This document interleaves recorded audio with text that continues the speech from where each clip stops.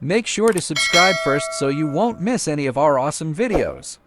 He was a martial arts legend, a global icon of Chinese pride. But his nationality has always been controversial.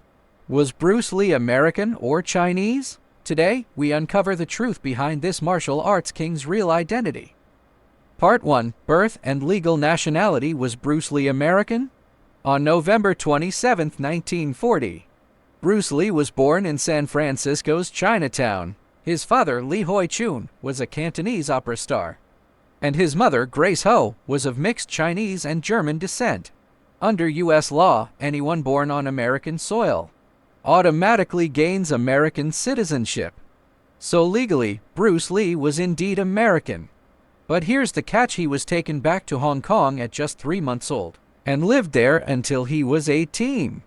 So how do we define his cultural identity and upbringing? Part 2. Cultural identity and upbringing.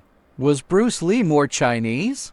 Bruce Lee spent almost his entire childhood and teenage years in Hong Kong.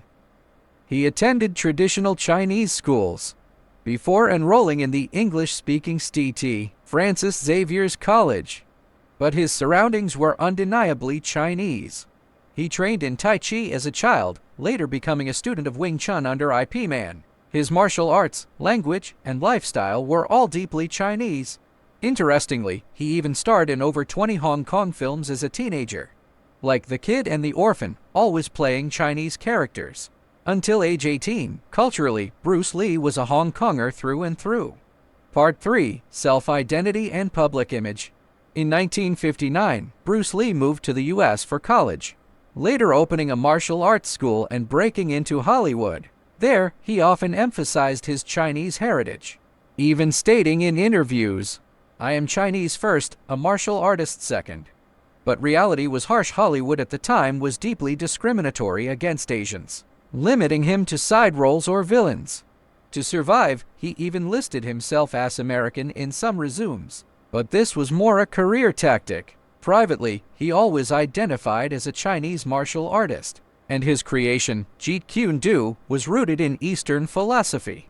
In 1971, he returned to Hong Kong to film The Big Boss, skyrocketing to fame. In Asia, he was a Chinese hero. In the West, he was the American kung fu star.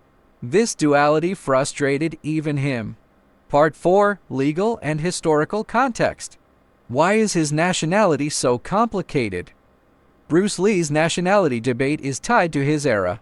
When he was born, the U.S. still enforced the Chinese Exclusion Act, marginalizing Chinese immigrants. Meanwhile, Hong Kong was a British colony. Its residents held British dependent territory citizenship but no full nationality. Bruce Lee was a U.S. citizen, a Hong Kong Chinese, and carried a colonial identity. Crucially, Bruce Lee never denied his American citizenship, but he also never embraced being American. His films, like Fist of Fury and The Way of the Dragon, championed anti-colonial and national pride themes. This contradiction reflects the identity struggles of overseas Chinese at the time. So, was Bruce Lee American or Chinese? Legally, he was American. Culturally, he was Hong Kong Chinese. Spiritually, he was a global symbol of Chinese martial arts.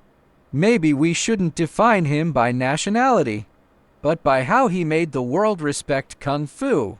What do you think? Did Bruce Lee see himself as more American or Chinese?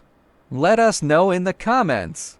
If you enjoyed this video, don't forget to like and subscribe. Next time, we'll dive into the mystery of Bruce Lee's death.